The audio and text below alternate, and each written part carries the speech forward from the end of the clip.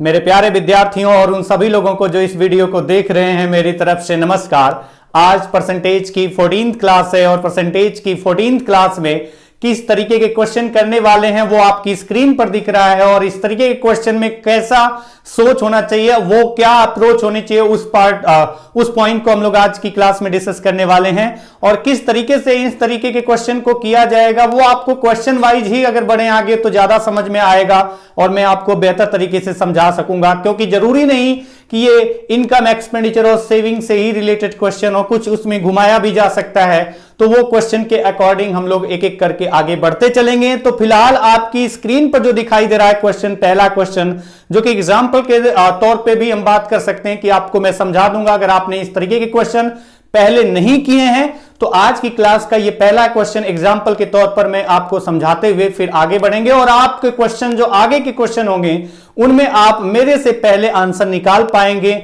ऐसा मैं उम्मीद करता हूं, भरोसा भी है आप पे। तो चलिए स्टार्ट करते हैं। फर्स्ट क्वेश्चन क्या है, मैं पढ़ना स्टार्ट करूंगा। मैं पढ़ता जरूर हूं क्योंकि उतने समय में आपको टाइम मिल सके क्वेश्चन को अपने अकॉर्डिंग सोचने का और करने का। तो क्वेश्चन क्या है, a person save 60% of his income 2 years later, his income increased by 30%, but his saving remains the same. Find the hike in his expenditure. Question यह है कि एक आदमी अपनी आय का 60% बचाता है और बोला गया कि 2 वर्ष के बाद, अगर 2 वर्ष के बाद उसकी आय 30% बढ़ जाए लेकिन उसका जो बचत है वो उतना ही रहे जितना कि पहले, तो बताइए एक्सपेंडिचर कितने परसेंट हाइक होगा, मतलब एक्सपेंडिचर कितने परसेंट बढ़ जाएगा। तो खर्चा कितने परसेंट बढ़ गया, ये आपका क्वेश्चन है। तो अब अगर इस तरीके के क्वेश्चन करेंगे तो पहले तो आपको देखना पड़ेगा ना कि कौन से पॉइंट्स हैं जिनके बारे में बात की जा रही है। तो जैसे इस क्वेश्चन में बात की जा रही, एक तो इनकम है, बोला गया कि वो अपनी इनकम का खर्च करता है या सेव करता है 60%। तो फिलहाल क्वेश्चन में बताया गया है कि वो बचाता है अपनी इनकम का 60%। तो इनकम हो गई, फिर उसमें से वो बचाया। तो अगर इनकम में से बचाया तो उसके बाद बाकी क्या किया होगा, जब उसने 60% बचाया है तो 40% क्या हुआ होगा। अगर 60% बचाया है तो हम कह सकते हैं 40% उसने खर्च कर दिया होगा। तो इसमें 3 पॉइंट्स हैं जो आपको ध्यान रखना है, एक इनकम, दूसरा एक्सपेंडिचर और तीसरा सेविंग।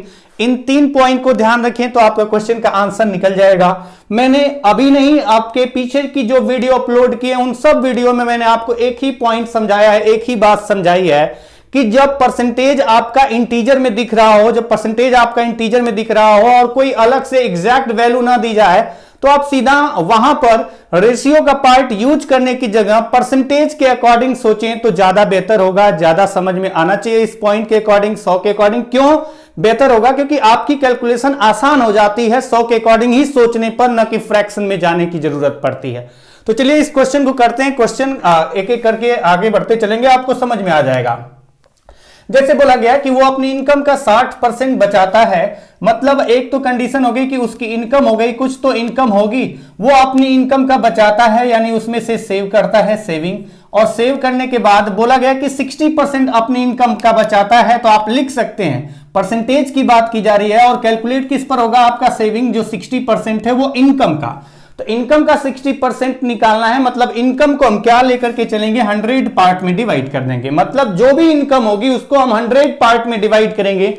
मतलब यहां पर हमने ये किया कि इनकम को 100 यूनिट ले लिया और जैसे ही इनकम को 100 यूनिट लेंगे तो सेविंग उसका इसका 60% है, तो 100 का 60% आ जाएगा 60। अगर 100 में से उसने 60 बचाया है, 100 रुपए उसकी इनकम थी, 60 रुपए उसने बचाया, तो खर्च कितना किया है, तो आप कह सकते हैं कि उसका जो एक्सपेंडिचर होगा वो कितना होगा। तो जो इनकम है उस इनकम में से सेविंग को हटा देते हैं 60, तो उसका एक्सपेंडिचर कितना था, 40 रुपए वो खर्च करता था। मतलब अगर 100 में 60 वो रुपए, अगर 100 रुपए अगर हम मानते हैं कि उसकी इनकम थी तो सेविंग 60%, मतलब 60 रुपए बचाता था। तो 100 में से 60 बचाता था तो खर्च कितना करता था, तो वो आपका आ जाएगा, माइनस कर दिया सेविंग को, तो जो आपका रिजल्ट आएगा वो उसका खर्चा था। अब बोला गया है कि उसकी इनकम इंक्रीज जो हो गई वो 30%। अच्छा, अगर उसकी इनकम इंक्रीज हुई 30% तो आप कह सकते हैं कि 100 उसकी इनकम पहले थी, वो 30% इंक्रीज हुई। अगर इनकम 30% इंक्रीज होती है तो आप कहेंगे कि 100 का 30% कितना आएगा, 30। अच्छा, 100 का 30% 30 आएगा।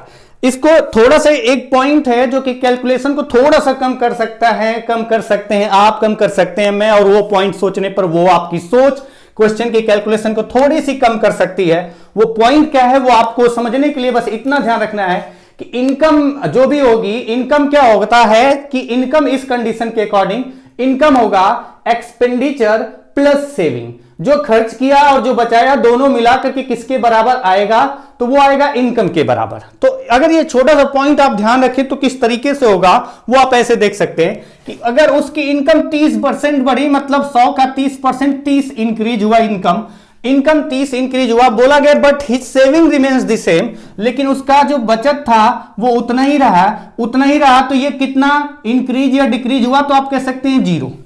तो उसका सेविंग कितना इंक्रीज या डिक्रीज हुआ, क्वेश्चन में बोला गया कि उसका सेविंग उतना ही रहा, मतलब उसका जो बचत था वो न तो बढ़ा न घटा।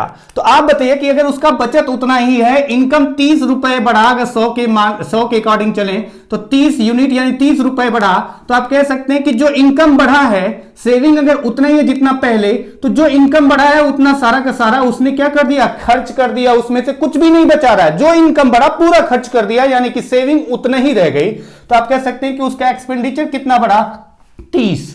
तो अब आपका क्वेश्चन है कि बताइए उसका खर्चा कितने परसेंट बढ़ा, तो आपका आंसर होगा कि उसका खर्चा बढ़ा कितना, 30 बढ़ा। अगर खर्चा 30 बढ़ा तो किससे बढ़ा, 40 से। कितने परसेंट है, इंटू 100 किया, और आपका रिजल्ट आ जाएगा 75%। अच्छा, अगर ये पॉइंट आपको समझ में नहीं आया हो तो मैं एक एक पॉइंट लिख करके दिखा रहा हूं। वो पॉइंट ये है कि अगर उसका इनकम 30% बढ़ा तो 100 से 30 बढ़ गया, 130 हो गया।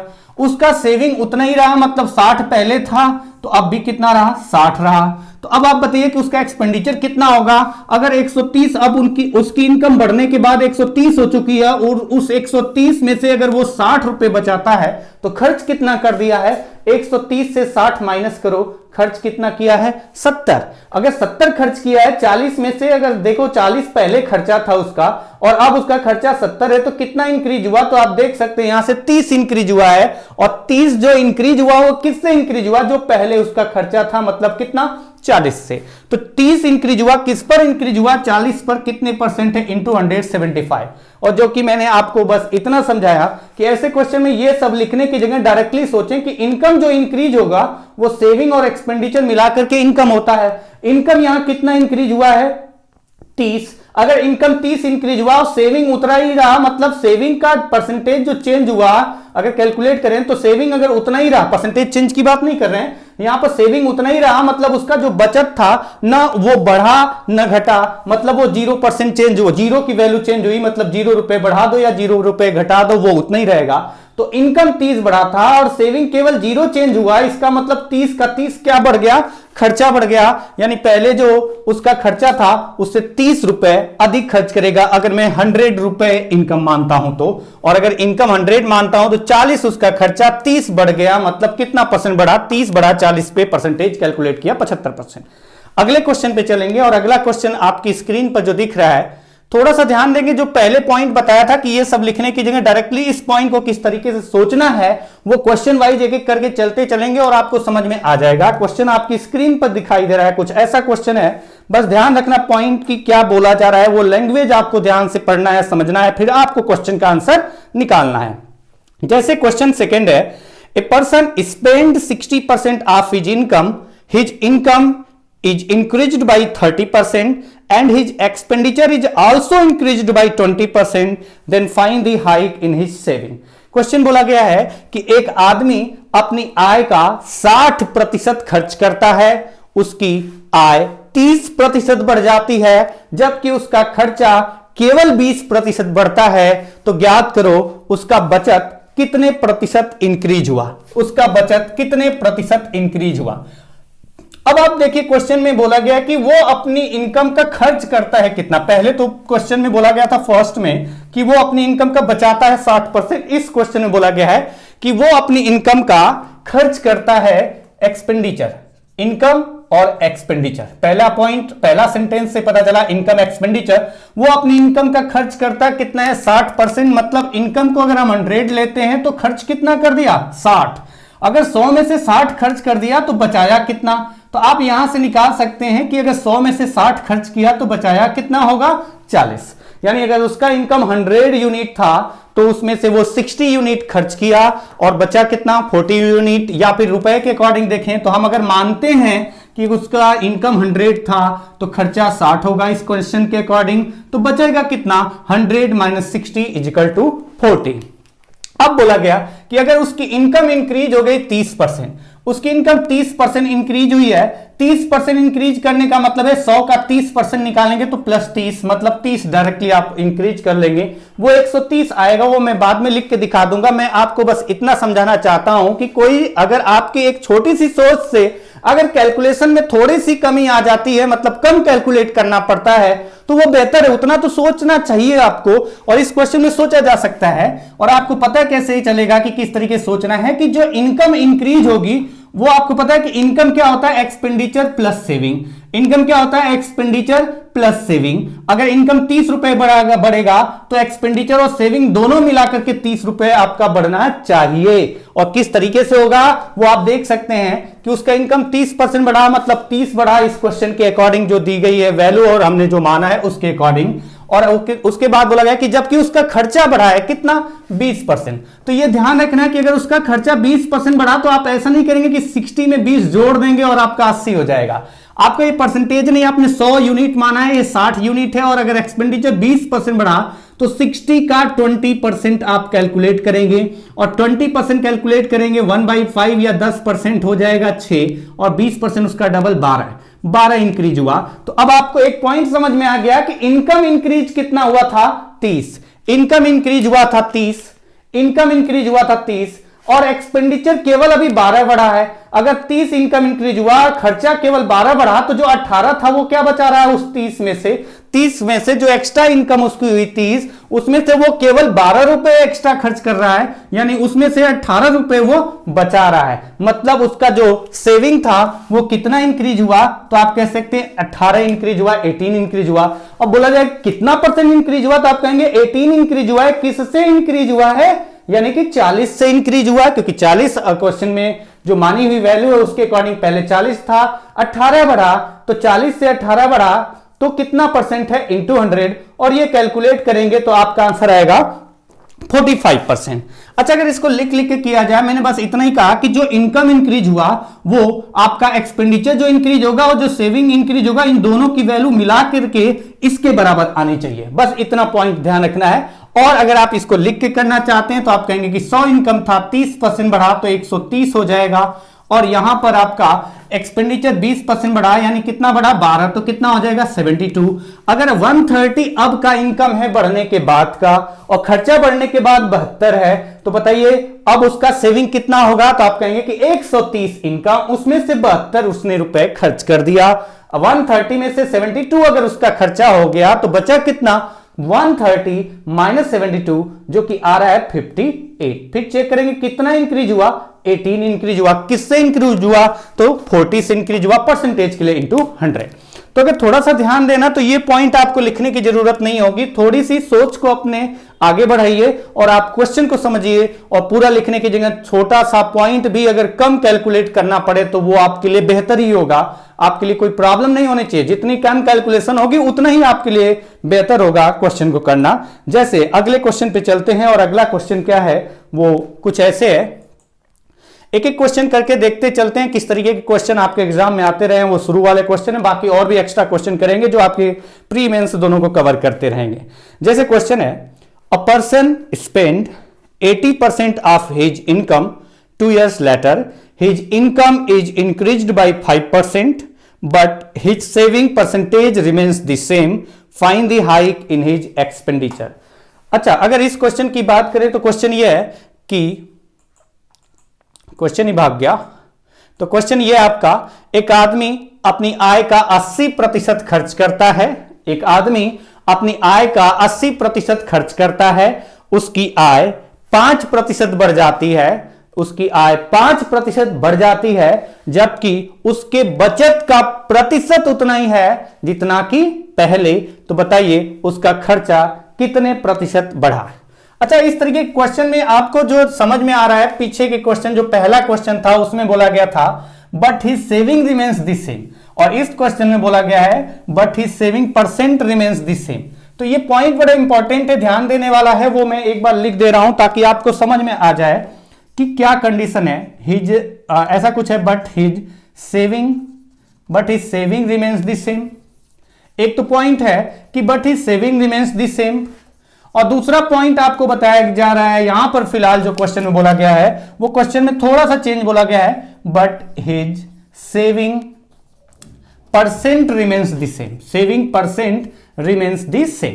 जैसे पीछे के पहले क्वेश्चन में आपको जो दिया गया था वहां पर बोला गया था but his savings remains the same, और ये वाला क्वेश्चन जो है ना वो आपका ये कंडीशन बोली गई है कि his saving percent remains the same. ये आपका क्वेश्चन में दिया गया है, ना कि ऊपर वाला सेंटेंस है। तो अगर आप देखिए क्वेश्चन के अकॉर्डिंग पहले जो लिखा गया है, वैल्यू दिया गया है, कंडीशन दी गई है, उसको फॉलो करते हुए हम लोग इक्वेशन के पार्ट पे चलें इस तरीके से। तो बोला गया है कि वो आदमी अपनी आय का 80% खर्च करता है। मतलब अगर उसकी आय अगर 100 रुपए होगी तो उसमें से कितना खर्च कर रहा है, तो आप कहेंगे कि 100 में से वो खर्च कर रहा है 80। अगर 80 रुपए खर्च करा तो बचा कितना रहे, तो आपके दिमाग में तुरंत आएगा कि 100 में से 80 खर्च हो गया, तो माइनस कर देते हैं, कितना आएगा 20 आ गया। अब बोला गया कि उसकी इनकम 5% बढ़ गई। अगर उसकी इनकम 5% बढ़ गई तो आप बताइए 5% अगर इनकम बढ़ाना है यहां पर तो 5% बढ़ाइए, इसका 100 का 5% कितना होगा +5। 5 उसका इनकम बढ़ गया तो कितना हो गया 105। अब इसमें मैं डायरेक्टली उस तरीके से नहीं कर रहा हूं, क्यों नहीं कर रहा हूं वो आपको समझ में आएगा कि डायरेक्टली ये लिख क्यों रहा हूं। पिछले क्वेश्चन में तो मैं कह रहा था कि इसको फॉलो करो डायरेक्टली, क्यों, क्योंकि आपको ये जो कंडीशन दी गई है but his saving remains the same, saving percentage remains the same. अगर आपका कंडीशन होता but his saving remains the same, अगर सेविंग सेम होता तो ये 20 है, तो यहां पर क्या लिखते हैं आप 20 डायरेक्टली। अगर बोला जाता कि उसकी बचत उतना ही रही जितना कि पहले, अगर उसकी बचत उतना ही रही जितना कि पहले, तो आप कहते हैं कि बचत पहले 20 है, क्वेश्चन में 100 मानने के अकॉर्डिंग आपका इनकम अगर 100 मानते तो बचत 20 आ रही, तो अब भी 20 होती। कब? जब ये बोला जाता कि उसकी सेविंग सेम रही, बचत सेम रही। लेकिन ये क्वेश्चन में बोला नहीं गया है कि उसकी सेविंग सेम रही, ये क्वेश्चन नहीं है। क्वेश्चन में बोला गया but his saving percent remains the same. तो मेन पॉइंट आपको ये ध्यान रखना है कि सेविंग सेम रहा या सेविंग परसेंटेज सेम रहा। तो इस क्वेश्चन में आपको क्या बताया गया है कि सेविंग परसेंटेज सेम रहा। अगर सेविंग परसेंटेज सेम रहा तो पहले का तो पता करना पड़ेगा ना कि सेविंग परसेंटेज पहले कितना था। अगर आप ये देखिए कि अगर 100 में से कितना खर्च करता है 80%। अच्छा, अगर वो 80% खर्च करता है तो आपके दिमाग में आएगा कि अगर वो 80% खर्च करता है तो 20% क्या होता है उसकी इनकम का। अगर वो अपनी इनकम का 80% खर्च करता है तो आपके दिमाग में सीधा सा आएगा 100% में से अगर 80% खर्च कर दिया तो कितना बचाया होगा 20%। मतलब कह सकते हैं कि वो अपनी इनकम का 20% बचाता है। अगर वो अपनी इनकम का 80% खर्च करता है तो वो अपनी इनकम का 20% बचाता होगा, बचाता है। क्वेश्चन में दी गई कंडीशन के अकॉर्डिंग वो अपनी इनकम का कितना परसेंट बचाता है, तो आप कहेंगे कि 20% बचाता है। और बोला गया है कि इनकम आपकी इंक्रीज हो गई, इनकम इंक्रीज हो गई, और बोला जा रहा है कि बताइए अगर उसका सेविंग परसेंट उतना ही है तो बताइए उसका खर्चा कितना बढ़ा। तो आप कहेंगे कि सेविंग परसेंटेज सेम है, मतलब अगर 20% पहले बचाता था तो अब भी कितना बचाएगा 20% ही बचाएगा। लेकिन 20% किस वैल्यू का बचाएगा? अगर बचत प्रतिशत उतना ही है तो अब आपका जो परसेंटेज है 20% ही रहेगा, क्योंकि 20% उसका सेविंग पहले थे तो अब भी 20% ही सेविंग रहेगा। और वो जो 20% सेविंग होगा वो किसका होगा? तो जो नई इनकम आ चुकी है उस पर वो 20% बचा रहा है। तो आप बताइए कि 20% इसका कितना आएगा? तो आप कहेंगे कि 20% का मतलब 20% का मतलब इसका 1/5 कर देते हैं। और ये कितना आएगा इसका 1/5? तो आप कह सकते हैं 105 का 1/5 आता है 21, यानी 21 वो बचा रहा है। अगर वो 21 बचा रहा है, 105 उसकी इनकम, अब उसमें से कितना बचा रहा है 21 बचा रहा है। अगर उसमें से अगर वो 21 बचा रहा है, 105 इनकम में से 21 बचा रहा है, अगर 105 इनकम में से 21 बचा रहा है तो खर्च कितना कर दिया? तो आपके दिमाग में सीधा सा आएगा 105 में से 21 अगर वो बचा रहा है। या फिर आपके दिमाग में इस तरीके से आएगा कि बताइए 105 यहां 5 इनकम इंक्रीज हुआ, सेविंग इस क्वेश्चन के अकॉर्डिंग 1 बढ़ा है, यानी खर्चा कितना बड़ा होगा? क्योंकि ये दोनों मिला करके इसके बराबर आएंगे, तो आपके दिमाग में आएगा 4। या फिर आप माइनस कर दो, 105 में से 21 माइनस करेंगे तो 84 आएगा, और यहां पर आप लिख लेंगे 84। तो अब आपको यहां से पॉइंट मिल गया कि पहले उसका एक्सपेंडिचर हमने जो माना है उसके अकॉर्डिंग 80 था, और दी गई कंडीशन के अकॉर्डिंग हम उसको फॉलो करते हुए आगे बढ़ते हैं, तो अब उसका एक्सपेंडिचर 84 हो गया है। कितना इंक्रीज हुआ है, तो कहेंगे 4 इंक्रीज हुआ है। और किससे इंक्रीज हुआ है, तो वो 80 से इंक्रीज हुआ है। और कितने परसेंट है, तो इंटू 100, और यह आपका आ रहा है 4 से डिवाइड किया 20 और 100 को डिवाइड किया तो आ गया 5%। तो आपका आंसर आ गया 5%।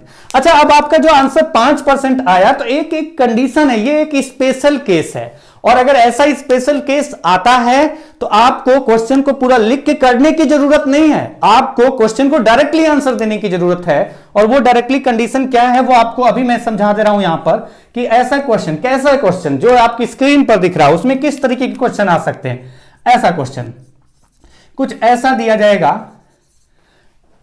अगर मैं ये क्वेश्चन की कंडीशन लेके चलूं, आप जैसे बोला गया था कि उसकी इनकम इंक्रीज हुई, जैसे उसकी इनकम इंक्रीज हुई, बोला गया इनकम इंक्रीज हुई है कितना, 5%। अगर इनकम इंक्रीज हुई 5%, इनकम इंक्रीज हुई 5%। अब आप देखिए, समझिए कि क्या कर रहा हूं मैं, क्या समझाने की कोशिश कर रहा हूं, क्या स्पेशल केस है। एक तो हो गया इनकम, दूसरा हो गया एक्सपेंडिचर, और तीसरा हो जाएगा आपका सेविंग। अगर आपसे क्वेश्चन में बोला जाता है कि इनकम इंक्रीज हुई 5%, इंडिकेशन है तीर का ऊपर की तरफ मतलब इंक्रीज, नीचे की तरफ मतलब डिक्रीज। बोला गया कि अगर उसका इनकम इंक्रीज हुआ 5% और सेविंग के बारे में बोला गया कि saving remains the same, saving percent remains the same, न कि सेविंग से। अगर सेविंग प्रतिशत उतना ही है जितना कि पहले, तो एक्सपेंडिचर कितना परसेंट चेंज होगा, कितना परसेंट, तो आप डायरेक्टली कहेंगे कि अगर इनकम 5% बढ़ा है और सेविंग परसेंटेज सेम है ना, तो एक्सपेंडिचर कितना इंक्रीज होगा, जितना परसेंट आप इनकम को बढ़ाएंगे उतना ही परसेंट आपका एक्सपेंडिचर भी इंक्रीज होगा। अगर आप 5% इनकम को डिक्रीज करते हैं तो आपका एक्सपेंडिचर भी 5% ही डिक्रीज होगा। कंडीशन सेविंग परसेंटेज सेम रहना चाहिए। जैसे मैं कहता कि इनकम इंक्रीज हो गया 12.5% और जबकि सेविंग परसेंटेज सेम है, अगर सेविंग परसेंटेज ना कि सेविंग परसेंटेज सेम है, तो आप कहेंगे कि सेविंग परसेंटेज सेम है तो एक्सपेंडिचर भी 12.5% क्या होगा, इंक्रीज होगा। अगर मैं कहता कि अगर इनकम 10% इंक्रीज हुआ और सेविंग परसेंटेज सेम है, तो आप डायरेक्टली यहां पर आंसर दे सकते हैं कि उसका एक्सपेंडिचर भी 10% इंक्रीज होगा। और ये सेविंग की बात नहीं करेंगे। अगर सेविंग के स्थान पर यहां पर मैं कहता, अगर सेविंग के स्थान पर कहता कि एक्सपेंडिचर परसेंटेज सेम रहा, अगर एक्सपेंडिचर परसेंटेज सेम रहा, अगर ये लैंग्वेज यूज होता, तो आपसे क्या पूछा जाता है, इनकम 10% इंक्रीज हुआ और जबकि उसका एक्सपेंडिचर का परसेंटेज उतना ही रहा जितना कि पहले, जितना परसेंट पहले खर्च करता था अब भी उतना ही परसेंटेज सेम खर्च कर रहा है। अगर ये बोला जाता तो सेविंग कितना इंक्रीज होता, तो आप डायरेक्टली कहते कितना परसेंट, 10%। और मैं कहता कि उसका इनकम 6.5% इंक्रीज हुआ जबकि एक्सपेंडिचर का परसेंटेज उतना ही है जितना कि पहले, तो आप कहते सेविंग भी कितना इंक्रीज होता, 6.5% इंक्रीज होता। तो ये स्पेशल केस है, आप ध्यान रखें तो आपको कोई प्रॉब्लम नहीं होगी, तुरंत आंसर आ जाएगा आपका। तो इस तरीके क्वेश्चन में अगर ऐसा क्वेश्चन कुछ स्पेशल केस वाला आता है तो वो आपको डायरेक्टली सोचना चाहिए। जैसे आगे क्वेश्चन पे चलते हैं। क्वेश्चन है अरविंद स्पेंड 75%, क्वेश्चन है Arvind spend 75% of his income is increased by 20% and he increased his expenditure by 10%, his saving are increased by. Arvind अपनी आय का 75% खर्च करता है, उसकी आय 20% बढ़ जाती है जबकि उसका खर्चा 10% बढ़ता है, तो ज्ञात करो कि उसका बचत कितने प्रतिशत इंक्रीज हो गया। अब आप देखिए क्वेश्चन में, ये तो सीधा सीधा बड़ा आसान सा क्वेश्चन अगर ध्यान से समझे तो है कि अरविंद अपनी आय का 75% खर्च करता है, मतलब अगर उसकी आय को 100 लेते हैं तो खर्च कितना कर दिया, उसमें से 75। और फिर बोला गया कि उसका इनकम 20% बढ़ जाता है। अच्छा, अगर इनकम 20% बढ़ा तो इनकम को 20% बढ़ा देते हैं, 20% बढ़ा मतलब 100 का 20% कितना बढ़ा, तो 20% बढ़ा देंगे तो 20 आएगा।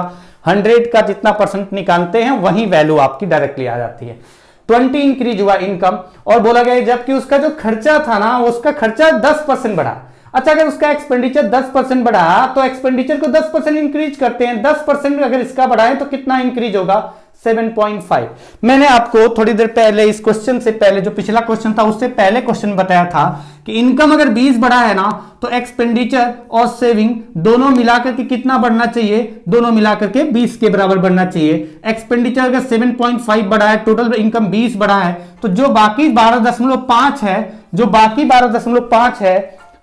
12.5 है वो आपका सेविंग इंक्रीज हुआ है। अगर सेविंग इंक्रीज हुआ है 12.5, आप बताइए पहले सेविंग कितना था, 100 में से पहले 75 खर्च करता था तो बचाता कितना था 25। 100 में से अगर पहले 75 खर्च करता था तो बचाता कितना था 25।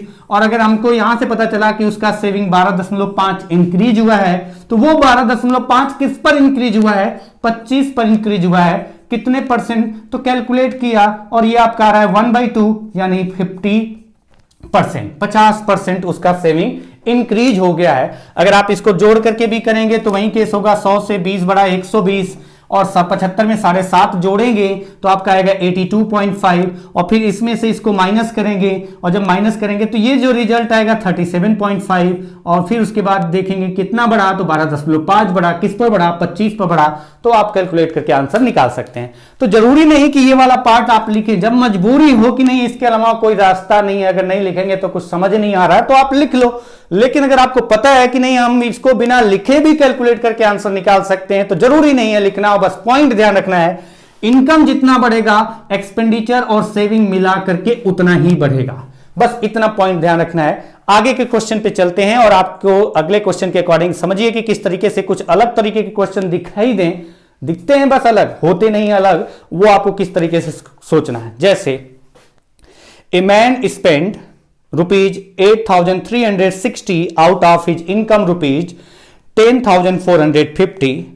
If his income and expenditure are increased by 20% and 10% respectively, find the percentage change in his saving. अच्छा बोला गया कि एक आदमी अपनी आय 10,450 रुपए में से 8,360 रुपए खर्च करता है। अगर उसकी आय 20% बढ़ जाती है और खर्चा 10% बढ़ जाता है तो ज्ञात करो कि उसका सेविंग कितने परसेंट चेंज हुआ। अच्छा, इनकम 20% इंक्रीज हुआ है और जबकि एक्सपेंडिचर 10% इंक्रीज हुआ है। आप ऐसा मत करना कि 20% इंक्रीज हुआ और ये 10%, तो 10% प्लस 10%, ये गलत होगा क्योंकि ये 10% किसी और वैल्यू पर कैलकुलेट हो रहा है, ये किसी और वैल्यू पर कैलकुलेट होगा और ये किसी और वैल्यू पर कैलकुलेट होगा। तो ऐसा कोई लॉजिक मत अपनी तरफ से जबरदस्ती लगाने लगना कि मन में आया जो वहीं स्टार्ट कर दिया। फॉर एग्जांपल कि 4 मंजिले से किसी बार ऐसे ही अनजाने में गिर गए और बच गए तो अगली बार 5वें मंजिले से कूद करके चेक कर रहे हैं कि क्या 5वें मंजिले से थोड़ा बहुत चोट लगती है। ऐसा कोई रूल नहीं होता कि बच गए तो हमेशा बच जाएंगे। तो आपको जो पता हो, जिसके बारे में पूरा कॉन्फिडेंस हो कि नहीं यही होगा क्योंकि आपने ऐसा किया है और आपको कुछ नहीं हुआ है, आपका गलत नहीं हुआ क्वेश्चन का आंसर, वही आप अप्लाई करेंगे अपने मन से। एग्जाम हॉल में जाके बैठ करके एक्सपेरिमेंट करने नहीं बैठेंगे। तो ये पॉइंट ध्यान रखना। चलिए क्वेश्चन पे आते हैं। इनकम, एक्सपेंडिचर, सेविंग, यहां पर भी बात की गई है और आपको क्या एग्जैक्ट वैल्यू बताना है कि उसका सेविंग कितना रुपया चेंज हुआ, नहीं, आपको बताना है कि उसका सेविंग कितने परसेंट चेंज हुआ। मतलब आपको एग्जैक्ट अमाउंट नहीं बताना है, तो अमाउंट का यूज करेंगे ही नहीं हम इस क्वेश्चन में, क्योंकि हमें सिर्फ रेशियो से आप कैलकुलेट करके आंसर प्राप्त कर सकते हैं हम लोग यहां पर।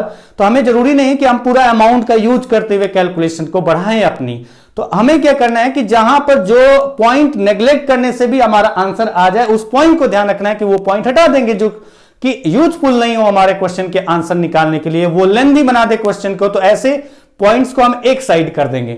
जैसे इसमें अमाउंट का यूज अगर आप करने बैठेंगे और पूरा अमाउंट के अकॉर्डिंग कैलकुलेट करेंगे तो आपकी कैलकुलेशन बढ़ जाएगी और आपको अमाउंट निकालना भी नहीं है। लास्ट में सिर्फ परसेंटेज की बात की गई है कि परसेंटेज कितना चेंज है, मतलब कंपैरिजन हो रहा है, कंपेयर करना। और कंपेयर में जरूरी नहीं कि पूरा अमाउंट लिखा जा, रेशियो का पार्ट यूज कर सकते हैं। और ये आपका क्वेश्चन देख सकते हैं। क्वेश्चन क्या है, तो क्वेश्चन में आपको दिया गया कि वो अपनी इनकम में से बचाता कितना है, 8,360 रुपए बचाता है। 8,360 रुपए बचाता है, वो बचाता नहीं है, खर्च करता है। 8,360 रुपए वो खर्च करता है कुल कितने इनकम में, 10,450 इनकम में। इसका 20% बढ़ाएंगे, इसका 10% बढ़ाएंगे, पहले इसको माइनस करके ये लिखेंगे तो ये आपकी कैलकुलेशन को बढ़ाएगा और आपको कैलकुलेशन कम करना है और आंसर निकालना है कम समय में। तो आप एक बार चेक कर लो ना कि 8,360 रुपए बचाता है कुल कितने में से, 10,450 50 में से। तो हम यहां पर सिर्फ रेशियो फाइंड कर रहे हैं, इनके बीच में रेशियो फाइंड कर रहे हैं, और रेशियो फाइंड करेंगे तो जीरो कैंसिल, अगर आप देखें तो 13 से डिवाइड हो रहा है, 11 से डिवाइड हो रहा है, 11 से 7 6 और ये 11 से 9 5, यानी 4/5, 19 से डिवाइड किया 4/5, यानी कि हम कह सकते हैं कि ये 5 होगा तो ये 4 होगा। तो यहां से आपका पता चला कि जो इनकम को हम अगर 5 यूनिट लेते हैं तो आपका एक्सपेंडिचर कितना होगा, 4 यूनिट, तो सेविंग कितना होगा, 1 यूनिट, 1 यूनिट सेविंग हो जाएगा। आपको रेशियो का यूज करना है क्योंकि एग्जैक्ट अमाउंट आपसे पूछा नहीं गया, सिर्फ परसेंटेज की बात की गई, कितने परसेंट सेविंग चेंज हुआ, तो मतलब हमें कंपेयर बस करना है, और कंपेयर में रेशियो का यूज करते हैं हम लोग। और यहां पर देखिए कि इनकम 5, एक्सपेंडिचर 4, सेविंग 1। अच्छा, इसका 20% निकालेंगे तो हमें पता है कि 1/5 मतलब 1 आएगा। इसके एक्सपेंडिचर का 10% निकालेंगे तो इसका 10% कितना आएगा, 0.4 आएगा। पॉइंट में आ रहा है, अच्छा नहीं लग रहा है, तो आपको ऐसे क्वेश्चन में क्या करना है, क्योंकि ये वैल्यू परसेंटेज में है ना, तो आप ऐसे कर सकते हैं 50, 40 और 10। अदरवाइज आप ऐसे भी कर सकते हैं 500, 400 और तो 100।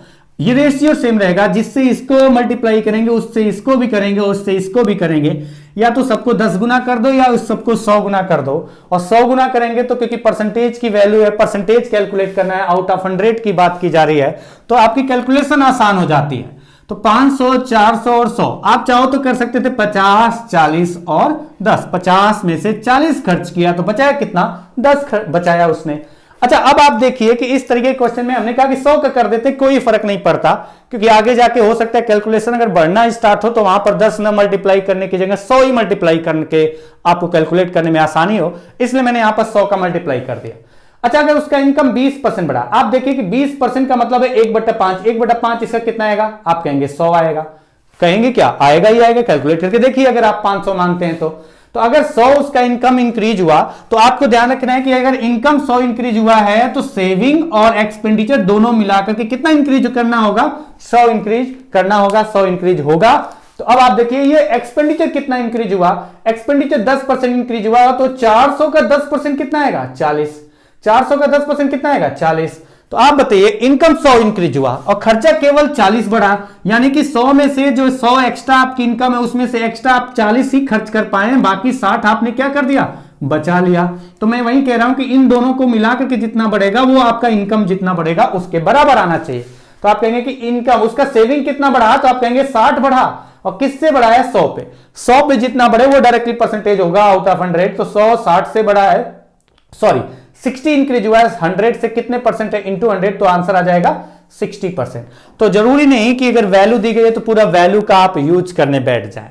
अगले क्वेश्चन पे चलते हैं। क्वेश्चन आपकी स्क्रीन पर जो दिख रहा है, a man spend ₹15,600 out of his income of ₹20,800 if his income and expenditure are increased by 12.5% and 10% respectively. Find the percentage change in saving. एक आदमी अपनी कुल आय 20,800 रुपए में से 15,600 रुपए खर्च करता है। कुल आय 20,800 रुपए में से 15,600 रुपए खर्च करता है। अगर उसकी आय 12.5% बढ़ जाए, अगर उसकी आय 12.5% बढ़ जाए और उसका खर्चा 10% बढ़ जाए, और उसका खर्चा 10% बढ़ जाए, तो बताइए उसकी सेविंग कितने परसेंट चेंज हुई। तो आपसे यहां पर बता दिया गया कि उसकी इनकम 12.5% इंक्रीज हुई है और उसका एक्सपेंडिचर 10% इंक्रीज हुआ है, तो बताइए सेविंग कितने परसेंट इंक्रीज या डिक्रीज हुआ है। तो अब आप देखिए यहां पर क्या करना है, सिंपल लॉजिक, सेम प्रोसेस, कि 20,800 रुपए उसका इनकम था और उस 20,800 रुपए में से वो बचा खर्च कितना कर रहा था, 15,600। इसमें पहले रेशियो निकाल लेते हैं, और रेशियो निकालेंगे तो 20,800 में से 15,600 रुपए वो खर्च कर रहा है, डबल जीरो कैंसिल, और इसको डिवाइड करते हैं तो कितनी बार जाता है, 13 से डिवाइड हो रहा है, 13 1 जा 13, 13 2 जा 26, और 13 से 1 और 6 यानी 3/4, यानी कि उसका इनकम 4 होगा तो उसमें से खर्च कितना करेगा, 3। तो आप कह सकते हैं, यहां पर लिख सकते हैं कि उसका इनकम 4 रहा होगा तो खर्च 3 कर रहा होगा। 4 में से 3 खर्च किया तो बचाया कितना होगा, 1। बचाया कितना होगा 1। मतलब हम ये कह सकते हैं कि यहां पर परसेंटेज में इंक्रीज करना है डिक्रीज करना है तो 4, 3 और 1 इसका 12.5% निकालेंगे। कैलकुलेशन थोड़ी सी फ्रैक्शन में आएगा। 12.5% 1/8, 1/8 का मतलब इसका अगर 1/8 निकालें तो 0.5 आएगा। तो पॉइंट से हमें बचना है। तो आप यहां पर देखिए कि यहां पर भी 10% निकालेंगे तो ये 10% इसका कितना आएगा 0.3। तो पॉइंट से बचने के लिए हम क्या करते हैं 40, 30 और 10। मैं कहूंगा अगर ये 10 गुना किया तो ये भी 10 गुना, ये भी 10 गुना, ताकि रेशियो चेंज ना हो।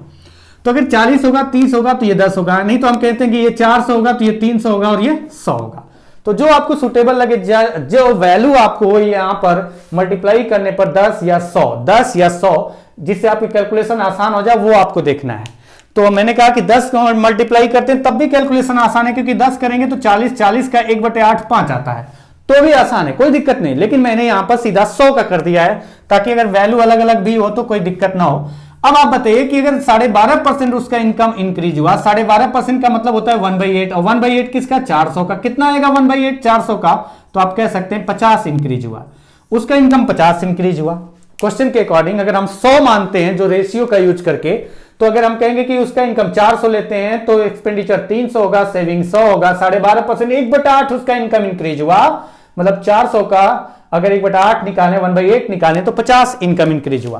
तो इनकम 50 इंक्रीज हुआ तो आप कहेंगे कि एक्सपेंडिचर और सेविंग दोनों मिलाकर के भी कितना इंक्रीज होना चाहिए, तो आप कह सकते हैं 50 इंक्रीज होना चाहिए। जिसमें से एक्सपेंडिचर इंक्रीज कितना हुआ 10%, 10% कितना आएगा 300 का 10% आएगा 30। तो अगर टोटल इनकम 50 इंक्रीज हुआ और एक्सपेंडिचर केवल 30 इंक्रीज हुआ, मतलब बाकी जो 20 आपका था एक्स्ट्रा वाला वो उसने बचाया है पहले से ज्यादा, तो 20 आपका एक्स्ट्रा बचत हो रही है उसकी। कितने पर, पहले कितना थी 100, 20 बढ़ गई उसकी बचत, तो 100 से 20 बढ़ी तो डायरेक्टली आप 20% लिख सकते हैं क्योंकि आउट ऑफ 100 है। फिर भी लिखना चाहें तो 20 बढ़ा किससे 100 से, परसेंटेज इंटू 100 और आंसर आ गया 20%। तो क्वेश्चन को बस सोचना थोड़ा सा ठीक ढंग से है, क्वेश्चन पढ़िए और आपको जरूरत नहीं हो कि पूरा कैलकुलेट करें। जो आपकी एग्जैक्ट वैल्यू दी गई अगर उसके बिना भी आपका आंसर निकल सकता है विदाउट उस एग्जैक्ट वैल्यू का यूज किए हुए, तो आप उसको नेग्लेक्ट करें उस अमाउंट को, वो वैल्यू को जिसकी आवश्यकता नहीं है अगर हम आंसर निकालना चाहते हैं। तो ऐसे क्वेश्चन में ध्यान रखना है कि रेशियो का पार्ट यूज करके भी आंसर निकाला जा सकता है। और यहां पर क्योंकि लास्ट में बोला गया सेविंग परसेंटेज बताइए, किसी चीज का परसेंटेज का मतलब होता है कंपेयर करना, और एक कंपेयर की बात की जाएगी तो वहां पर जरूरी नहीं कि पूरा वैल्यू का यूज किया जाए जो दी गई है। चलिए अगले क्वेश्चन पे चलते हैं। क्वेश्चन है, ये क्वेश्चन आपका दिया गया है कि in the Arvind family the ratio of expenses to the saving is 5:3। The ratio of expenses to the saving is 5:3, but his expenses is increased by 60% and income increases by only 25%. Thus, there is a deficit of rupees 7,000 in the saving. The increased income of Arvind family. Question यह है कि अरविंद का जो परिवार है उसके परिवार का जो खर्चा है और बचत है उसका अनुपात 5:3 है। अगर उसके परिवार का जो खर्चा था वो 60% बढ़ गया, 60% बढ़ गया, जबकि उसका जो इनकम था वो केवल 25% बढ़ा, जिसकी वजह से उसका जो बचत था वो पहले से, जिसकी वजह से जो कंडीशन है उसके अकॉर्डिंग, जिसकी वजह से उसका बचत पहले से 7,000 रुपए, पहले से 7,000 रुपए कम हो गया। तो बताइए कि अरविंद की आय, अरविंद की फैमिली की आय, अरविंद के परिवार की जो बढ़ी हुई आय है वो क्या है। जो बढ़ी हुई आय है क्या है, मतलब बढ़ी हुई का मतलब यहां पर क्या है, तो वो ये है कि 25% जब उसकी आय बढ़ जाती है तब कितना हो जाती है, कितना रुपए हो जाती है, उसकी बात की गई है। अच्छा, सब कुछ परसेंटेज में है और लास्ट में अमाउंट भी बताना है, थोड़ा बहुत अमाउंट भी दिया गया, बीच में दिया गया, स्टार्टिंग का नहीं दिया गया है। तो आप एक काम कर सकते हैं, रेशियो के अकॉर्डिंग पहुंच करके रेशियो की वैल्यू और आपकी एग्जैक्ट वैल्यू जो आपका उसमें से सेम वाला पार्ट हो, तो उस रेशियो को उस अमाउंट के बराबर कर देंगे तो उससे आपका रिजल्ट आ जाएगा। क्या मैं बोल रहा हूं वो आपको एक एक स्टेप लिख करके दिखाऊंगा तो समझ में आएगा। तो चलिए आते हैं क्वेश्चन को किस ऐसे तरीके से जो भी आपका तरीका है वो करने का, क्वेश्चन को उस तरीके से करते हैं। और क्वेश्चन करने का जो तरीका है वो आप करते आ रहे हैं, अभी तक जितने भी क्वेश्चन किए हैं उस तरीके को ही फॉलो करेंगे। कुछ अलग करने की जरूरत हमें यहां पर नहीं है। बस आपको थोड़ा सा ध्यान से क्वेश्चन पढ़ना है और उसको रिलेट करना है कि किस तरीके से आपका क्वेश्चन का आंसर निकाला जा सकता है, कौन सा कंसेप्ट यूज हो रहा है, उस कंसेप्ट को फॉलो करते हुए आंसर निकालेंगे। जैसे इस क्वेश्चन में बोला गया है कि अरविंद की आय जो थी, अरविंद का जो रेशियो था किस चीज का, अरविंद की परिवार का जो खर्चे और सेविंग का रेशियो था, जो खर्चा था और जो सेविंग था उसका रेशियो 5 और 3 था। अच्छा, एक सिंपल सा लॉजिक है, अगर खर्चे को 5 मानते हैं तो सेविंग 3 होगा क्वेश्चन में दी गई रेशियो की वैल्यू के अकॉर्डिंग। तो एक्सपेंडिचर 5, सेव किया 3 बचा रहा है, 5 खर्च कर रहा है, यानी उसका इनकम टोटल कितना रहा होगा, तो आप कह सकते हैं उसका इनकम टोटल रहा होगा 8। अच्छा, अगर 8 रहा होगा इनकम, अब आपको देखिए परसेंटेज में इंक्रीज या डिक्रीज करना है तो ये कुछ ऐसा होना चाहिए, या तो ये 10 का मल्टीपल हो या 100 का मल्टीपल हो, तो हमारी कैलकुलेशन बड़ी आसान हो जाती है। और इसके लिए क्या करना है, 100 का सीधा मल्टीप्लाई कर देते हैं, मतलब ये 800 होगा तो ये 500 होगा, तो ये कितना होगा 300। अब आपकी कैलकुलेशन करते वक्त कोई ज्यादा प्रॉब्लम नहीं होगी, क्योंकि पॉइंट में आने के चांसेज मिनिमम हो जाते हैं जब 100 का मल्टीपल लेते हैं। तो बोला गया कि उसका खर्चा बढ़ा कितना, तो उसका आपको पता है कि जो इनकम बढ़ेगी वो मिलाकर के एक्सपेंडिचर और सेविंग के बराबर होगी। मतलब जो एक्सपेंडिचर और सेविंग इंक्रीज होगा, ये दोनों मिलाकर के जितना बढ़ेगा उतना आपका इनकम बढ़ेगा। ये तो आपको मैं शुरू से बताते आ रहा हूं, हर क्वेश्चन में बताते आ रहा हूं। आपसे बोला गया कि उसका खर्चा कितना इंक्रीज हुआ, उसका खर्चा 60% इंक्रीज हुआ है। आप बताइए, अगर उसका खर्चा 60% इंक्रीज हुआ तो आप कहेंगे कि 500 का 60% कितना आएगा, 60% अगर आप इसका निकालते हैं तो 300 आएगा। 60% यानी 3/5, 3/5 ऑफ 500 दैट विल बी आपका 300। उसका खर्चा 300 बढ़ा। अच्छा, अगर उसका खर्चा 300 बढ़ा और इनकम कितना बढ़ा है, तो इनकम के बारे में बोला गया 25% बढ़ा। 25% मतलब 1/4, और 1/4 किसका, 800 का, तो कितना बढ़ा है उसका इनकम 200। तो मैं वही पॉइंट बार बार रिपीट कर रहा हूं, फिर से रिपीट कर रहा हूं कि इनकम जितना बढ़ेगा एक्सपेंडिचर और सेविंग मिलाकर के उतना ही बढ़ना चाहिए। और आपको पता है कि उसका जो खर्चा बढ़ा है 300 बढ़ा है, जबकि इनकम 200 ही बढ़ा है। तो अब आप बताइए कि अगर ये दोनों मिलाकर के कितना आना चाहिए, 200, तो ये कितना हुआ होगा, 100 डिक्रीज हुआ होगा। आप कह सकते हैं 100 डिक्रीज हुआ होगा। और अगर ये 100 डिक्रीज हुआ है, क्वेश्चन के अकॉर्डिंग कितना उसका सेविंग डिक्रीज हुआ है, 7,000 रुपए। यानी हम कह सकते हैं कि 100 रेशियो की वैल्यू 7,000 रुपए के बराबर है। तो एक रेशियो की वैल्यू कितनी आ जाएगी, तो आप कह सकते हैं 70 रुपए। और एक रेशियो की वैल्यू यानी 1 यूनिट की वैल्यू 70 रुपए है, तो बढ़ी हुई इनकम कितना है, 800 से 200 बढ़ी तो 1000 हो गई। तो बढ़ी हुई इनकम 1000 मतलब 1000 इंटू 70 इज इक्वल टू 70,000 उसकी बढ़ी हुई इनकम है। किसकी, अरविंद के फैमिली की, अरविंद के परिवार की बढ़ी हुई इनकम कितना है, वो 70,000 रुपए है। तो कुछ इस तरीके से अगर आप सोचें तो ठीक है, अदरवाइज आप लिखना ही चाहते हैं तो आप कहेंगे 800 से 200 बढ़ी 1000 हो गई, ये 500 से 300 बढ़ा तो 800 हो गया। और अगर आप बताइए कि 1000 उसकी इनकम है, 800 रुपए 800 रुपए उसमें से खर्च हो गया, तो बचाया कितना, 200। तो बताइए पहले 300 बचा रहा था, अब 200 बचा रहा है, तो कितना डिक्रीज हुआ उसका सेविंग, 100। और क्वेश्चन के अकॉर्डिंग 7,000 रुपए। तो दोनों को इक्वेट किया, आपकी मानने के अकॉर्डिंग 100 यूनिट इनकम डिक्रीज हुआ, सेविंग डिक्रीज हुआ है, क्वेश्चन के अकॉर्डिंग 7,000 रुपए डिक्रीज हुआ है। मतलब आपका माना हुआ 100 यूनिट 7,000 रुपए के बराबर है। तो आपका माना हुआ एक रेशियो कितना होगा, तो आप डिवाइड कर लीजिए 100 से, 70 रुपए होगा। तो आपके मानने के अकॉर्डिंग कितने रेशियो, कितने यूनिट आपकी सैलरी थी बढ़ने के बाद, आपके परिवार की, मेरे परिवार की, जो अरविंद की परिवार की, मेरे परिवार की नहीं अरविंद के परिवार की 1000 थी, और एक रेशियो की वैल्यू 70 रुपए आ रहा है। तो 1000 रेशियो बढ़ने के बाद जो सैलरी होगी मानने के अकॉर्डिंग एक्चुअल में कितना होगा, तो 1000 इंटू 70 इज इक्वल टू 70,000 होगा। तो चलिए अगले क्वेश्चन पे चलते हैं। क्वेश्चन आपका कुछ इस तरीके से है कि क्वेश्चन क्या है, the cost of packaging of the mangoes is 40% of the cost of the fresh fruit themselves. The cost of mangoes increased by 30%, but the cost of packaging decreases by 50%. Decreases by 50%. Okay, 50%. Then the percentage change of the cost of packed mangoes. If the cost of packed mangoes is equal to the sum of the cost of fresh mangoes and cost of packaging. अच्छा, question क्या कह रहा है, किसी मतलब बोला गया है कि आम को पैक करने का जो खर्चा आता है वो जो फ्रेश आपका आम होता है उसके 40% के बराबर है। मतलब अगर आम खरीद करके उसको पैक करेंगे, मार्केट में गए आम खरीदे, उसको पैक किया, फिर बेचना है आपको, तो मार्केट से जिस रेट पर आप खरीदोगे आम को, उस रेट पर जितना रुपए का खरीदोगे उसके 40% के बराबर आपको खर्च करना पड़ता है उसको पैक करने में, और जब पैक हो जाता है तो फिर बेचा जाता है।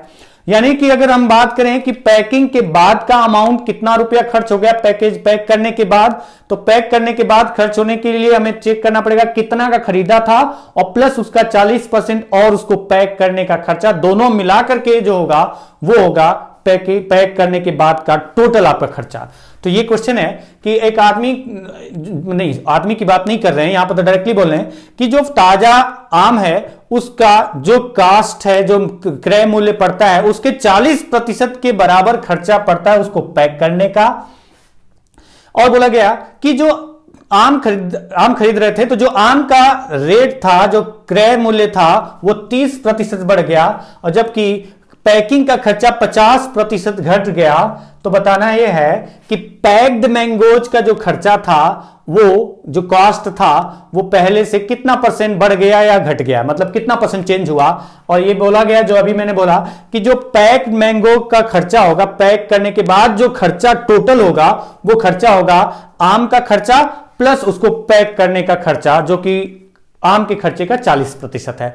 तो अब आप इस क्वेश्चन को देखें तो कुछ अलग नहीं है, वैसे ही क्वेश्चन है, बस इनकम एक्सपेंडिचर के जगह पर और सेविंग की जगह पर थोड़ा सा अलग तरीके से बोला जा रहा है। और ये किस तरीके से बोला जा रहा है वो आप क्वेश्चन का जब हम फिगर बना के दिखाएंगे, बताएंगे, समझाएंगे, तो आपको एकदम क्लियरली समझ में आ जाएगा। और ये क्वेश्चन क्या है, बोला गया कि एक आदमी जो है वो आम खरीदता है, तो ताजा आपका मैंगो होगा, ताजा मैंगो होगा मतलब आम खरीदने जाओगे, आम खरीदा, फिर आम को खरीदने के बाद उसकी पैकिंग होगी, और पैकिंग होगी तो बोला यह गया कि ताजा आम खरीदो फिर उसकी पैकिंग करो, और उसकी पैकिंग जब हो जाएगी तो पैकिंग करने के बाद पैकिंग का कॉस्ट आएगा, packing cost, packing cost of packing और equal to fresh mango plus cost of packing equal to आपसे बोला गया पैक्ड मैंगोज, यानी पैक करने के बाद जो आम का खर्चा टोटल आया वो ये आपका टोटल खर्चा, पैक्ड मैंगोज मतलब टोटल खर्चे की बात कर रहे हैं, टोटल कॉस्ट। टोटल कॉस्ट मतलब टोटल कॉस्ट कैसे मिलेगा, जो आम खरीदोगे प्लस उसको पैक करने का खर्चा, दोनों मिला करके जो खर्चा आएगा वो टोटल कॉस्ट है, यानी पैक्ड मैंगोज का कॉस्ट। अब आप देखिए कि क्वेश्चन में आपसे बोला गया है कि जो उसका पैकिंग का खर्चा है, जो आम का मूल्य होगा खरीदते टाइम, जितने रुपए का आप आम खरीद करके लाते हैं उसके 40% के अमाउंट के बराबर उसको पैक करने में लगता है, और 40% पैकिंग का खर्चा आता है। मतलब अगर ताजा आम खरीदते हैं 100 रुपए का, अगर मैं 100 रुपए का, क्योंकि परसेंटेज की बात की जा रही है तो हम 100 के अकॉर्डिंग चलेंगे, अगर ताजा आम खरीदते हैं 100 रुपए का तो उसको पैकिंग करने में लगेगा कितना, जितने रुपए का खरीदा था उसका 40% यानी 100 है तो ये कितना होगा 40, यानी टोटल खर्चा कितना आया, तो आप कह सकते हैं 140। टोटल खर्चा कितना होगा 140। अब बोला गया, अब आपसे बोला गया है कि उसका जो खर्च, आम का जो मूल्य था, ताजा आम खरीदने गए थे वहां पर आम का मूल्य 30% बढ़ गया है। अगर 30% बढ़ गया तो 100 से 30 बढ़ गया, तो बताइए कितना हो गया, तो आप कह सकते हैं 130 हो गया। और जबकि पैकिंग का खर्चा 50% घट गया है, और जबकि पैकिंग का खर्चा 50% घट गया है, तो इसका 50% कितना आएगा 20। अगर ये 20 घट गया, सॉरी प्लस नहीं माइनस, अगर ये 20 घट गया तो बचा कितना 20 घट गया तो बचा कितना 20, यानी अब आपका टोटल पैक करने के बाद टोटल कॉस्ट कितना आया इस कंडीशन के अकॉर्डिंग कि 30% मैंगो का दाम घट गया और उसका कॉस्ट पैकिंग का था वो 50% क्या हुआ, डिक्रीज हो गया। ये बढ़ा था, ये डिक्रीज हुआ था, घट गया था 50%, 20 घटा 20 बचा, यानी अब कितना हुआ टोटल खर्चा, तो 150। तो आप कह सकते हैं पहले आपका पैकिंग के बाद जो खर्चा था 140 था, और अब आपका पैकिंग के बाद खर्चा कितना 150। जब आप ताजा फल का जो रेट था, कॉस्ट था, वो आप 100 मानते हैं, तो ये कंडीशन आ रही है। और आपसे बोला गया then the percentage change of the cost of packed mangoes, packed mangoes की कॉस्ट में कितने परसेंट का चेंज हुआ? पहले 140 था और दी गई कंडीशन के अकॉर्डिंग जब चेंज करते हैं तो 150 आता है, तो कितना 10 क्या हुआ, इंक्रीज हुआ या डिक्रीज? डिक्रीज हुआ। किससे? 140 से। कितना परसेंट है? इंटू 100, या फिर 1/14 अगर आपको याद हो तो 7 1/7%। ये आपका आंसर हो गया। तो इस तरीके से क्वेश्चन को पहले लैंग्वेज को ध्यान से समझना पड़ेगा, पढ़ना पड़ेगा कि क्वेश्चन क्या दिया जा रहा है और कैसे वो रिलेट है। वो आप जब तक पढ़ेंगे नहीं, समझेंगे नहीं, आप सिर्फ ऐसा नहीं कि रट्टा मार लेंगे इनकम एक्सपेंडिचर और सेविंग वाला ही क्वेश्चन इस तरीके के आएंगे। तो ये कंसेप्ट है और आपको किस तरीके से रिलेट करना है उसके लिए आपको बेसिक जो पॉइंट है आपके जो दैनिक जीवन में घटनाएं घटती हैं उनसे रिलेट करके अगर सोचेंगे तो आपको कोई दिक्कत नहीं होगी। क्वेश्चन घुमाया भी जाता है, लैंग्वेज बदली भी जाती है तो भी कोई दिक्कत नहीं आएगी। जैसे अगले क्वेश्चन पे अगर हम बात करते हैं, एक और क्वेश्चन आज की क्लास का लास्ट क्वेश्चन, ये घर के लिए बात ही नहीं करेंगे यहां पर कि आप घर पर अपने आराम से बैठ के करो और मैं बाद में बताऊंगा, इस क्वेश्चन को अभी बता दे रहा हूं। क्वेश्चन है क्या? The raw material and manufacturing cost, the raw material and manufacturing cost formed individually 70% and 30% of the total cost, and the profit percentage is 14.28%, and the profit percentage is 14.28% of the raw material. If the cost of raw material increased, if the cost of raw material यहां पर सिर्फ increase की बात करेंगे, double लिख दिया, increase by 20%, and the cost of manufacturing is increased by 40%, and the selling price is increased by 80%, then the new profit percentage is। अच्छा, अगर इस क्वेश्चन को अगर आप ध्यान से पढ़ेंगे नहीं, समझेंगे नहीं, आप उस क्वेश्चन में दी गई इंफॉर्मेशन के अकॉर्डिंग 1 by 1 स्टेप आगे बढ़ेंगे नहीं तो आप घबरा जाएंगे यहां पर कि ये तो प्रॉफिट लॉस का क्वेश्चन, इसमें प्रॉफिट भी, सेलिंग प्राइस भी बढ़ा दिया, प्रॉफिट परसेंटेज भी पूछ रहा है, उसके अलावा आपका मैन्युफैक्चरिंग, पता नहीं मटेरियल, रॉ मटेरियल, फिर पता नहीं क्या घुमाया गया है। तो इन चीजों को नहीं समझना है, आपको समझना यह है कि जब क्वेश्चन पढ़ते हैं तो ध्यान से पढ़ो, आपको समझ में आएगा एक एक स्टेप पढ़ते वक्त की क्या कंडीशन दी गई है और किस तरीके से रिलेट करना है आपको। तो चलिए क्वेश्चन पे आते हैं। क्वेश्चन क्या है कि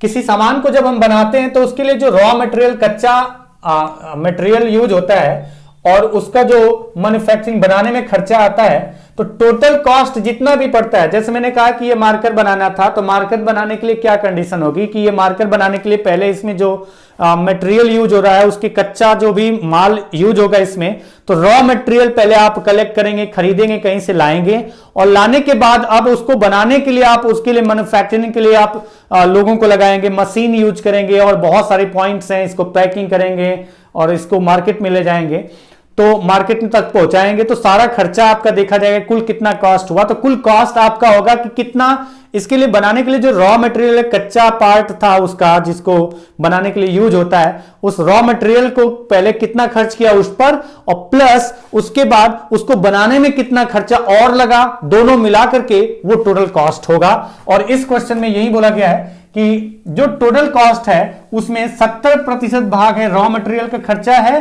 और 30% उसको बनाने का खर्चा है। यानी टोटल कॉस्ट के बारे में बोला गया है कि जो टोटल कॉस्ट है उसमें टोटल कॉस्ट है, एक तो आपका उसमें रॉ मटेरियल हो गया,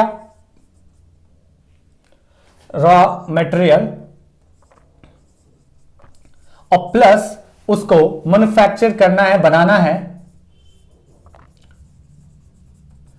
तो बनाने का खर्चा और प्लस उसको उसके लिए जो रॉ मटेरियल था, कच्चा पार्ट था, मटेरियल था, उसको खरीदने का जो खर्चा था प्लस उसको बनाने का खर्चा बराबर टोटल कॉस्ट। अब आप देखिए बोला गया है कि जो टोटल कॉस्ट है उसमें से रॉ मटेरियल का कितना पार्ट है 70% और मैन्युफैक्चरिंग पर कितना है 30%, यानी टोटल 100% हो गया। तो 70 रुपए रॉ मटेरियल को लाने में, मतलब 70 रुपए का रॉ मटेरियल पड़ा होगा तो बनाने में कितना खर्चा आया है 30 रुपए, यानी टोटल कितना खर्चा हो गया 100 रुपए, टोटल खर्चा हो गया 100 रुपए। अच्छा, इस पॉइंट को ध्यान से समझेंगे, टोटल खर्चा हो गया 100 रुपए और आपका इसमें सेलिंग प्राइस की भी बात की गई है, सेल कर रहा है, प्रॉफिट परसेंटेज की बात की गई है, मतलब हम बात कर रहे हैं सेल करने की, सेल करेंगे तभी प्रॉफिट आएगा और प्रॉफिट जो आपका परसेंटेज होगा, सेलिंग प्राइस जो होगा वो अगर टोटल कॉस्ट जो पड़ी है उससे ज्यादा होगा तो उसी पर कैलकुलेट होगा, ये आपका प्रॉफिट परसेंटेज जो भी होगा प्रॉफिट ज्यादा होगा तो प्रॉफिट, कम होगा तो लॉस होगा। लेकिन फिलहाल यहां पर बोला गया प्रॉफिट, तो प्रॉफिट है मतलब आपका क्या होगा, ज्यादा होगा, प्लस प्रॉफिट बराबर सेलिंग प्राइस। अब आप देखिए कि अगर ये 70 है, ये 30 है, ये 100 है, और बोला गया है कि जब आपका 70% आपका उसमें से रॉ मटेरियल का खर्चा है और मैन्युफैक्चरिंग का खर्चा 30 रुपए, यानी टोटल कॉस्ट आ गया 100 रुपए, और ये बोला जा रहा है कि और उसको सेल कर रहा है जब बनाने के बाद, तो उसे प्रॉफिट हो रहा है 14.28%। 14.28% को लिखता है, ऐसे भी लिखते हैं 14 और 2/7%, और अगर कैलकुलेट करें तो ये 1/7 आता है, ये हम लोग पढ़ चुके हैं। लेकिन पॉइंट यहां पर क्या ध्यान देने वाला है कि जो उसका प्रॉफिट है 14.28%, दैट मींस 1/7, जो उसका प्रॉफिट 1/7 है, वो किसका प्रॉफिट है 1/7, तो बताया गया था ऑफ द रॉ मटेरियल। ये पॉइंट ध्यान देने वाला है कि जो रॉ मटेरियल का खर्चा था, जो रॉ मटेरियल का खर्चा था उसका 1/7 के बराबर उसका प्रॉफिट है। तो उसका प्रॉफिट कितना है, तो प्रॉफिट है 14.28%, मतलब 1/7, लेकिन किसका, रॉ मटेरियल का जो कॉस्ट होगा उसका, और रॉ मटेरियल का कॉस्ट कितना है 70, यानी हम कहेंगे कि 70 का 1/7 उसका प्रॉफिट है, और 70 का 1/7 निकालेंगे तो कितना आएगा, तो 10। अगर उसका 10 प्रॉफिट है तो 100 उसका टोटल कॉस्ट था, 10 प्रॉफिट हो जाएगा तो कितना हो जाएगा 110। सेलिंग प्राइस कितना था, तो हम कहेंगे 110 था। अब आप देखिए कि क्वेश्चन में दिया गया क्या है कि if the cost of raw material is increased by 20%। अच्छा, रॉ मटेरियल का कॉस्ट 20% बढ़ गया, रॉ मटेरियल था इसका कॉस्ट 20% बढ़ गया, 20% बढ़ा देते हैं, 20% कितना आएगा इसका, 20% 1/5 14 आएगा।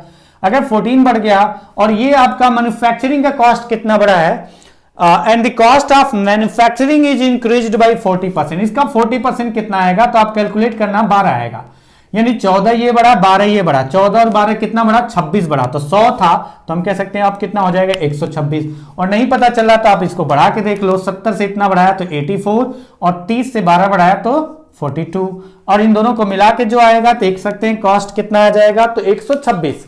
अब जो कॉस्ट प्राइस आ रहा है वो 126 आ रहा है। अच्छा, अगर अब कॉस्ट प्राइस 126 आ रहा है और आपको यह भी बोला गया है जबकि उसका selling price is increased bye 80%, जो सेलिंग प्राइस था वो 40% बढ़ गया है। अच्छा, अगर 110 का 40% निकालें तो कुछ ऐसे ही निकालते हैं जैसे भी निकालते होंगे।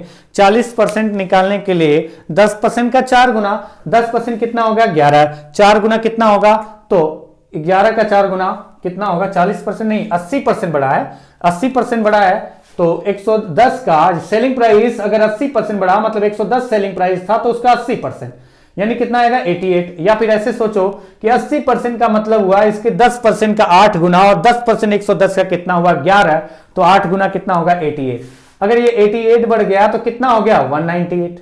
अब सेलिंग प्राइस जो नया है वो 198 हो गया है, और टोटल कॉस्ट अब कितना पड़ रहा था 126। कितना इंक्रीज हुआ है, कितना इंक्रीज, मतलब इंक्रीज नहीं बोलेंगे, कितना प्रॉफिट हुआ है, खर्चा आ रहा है टोटल 126, सेल कर रहे हैं टोटल 198 में। अब तो बताइए कितना, माइनस करते हैं, 8 से 6 गया 2, और 19 से 12 गया 7, 72 का प्रॉफिट हो रहा है बेचने पर उसको 198 में, जबकि उसका कॉस्ट है 126।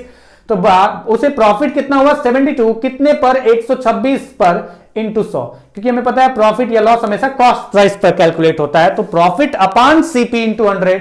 और ये अगर कैलकुलेट करते हैं 6 से 12 और 6 से डिवाइड करें 21, यानी ये गया 4 बार और ये गया 7 बार, 3 से डिवाइड करें तो 4/7। अच्छा, 1/7 कितना होता है, 1/7 आपने अभी यहां पर कैलकुलेट करके दिखाया भी है, अगर आप कैलकुलेट करेंगे तो यही आएगा 1/7, ये होता है 14 2/7।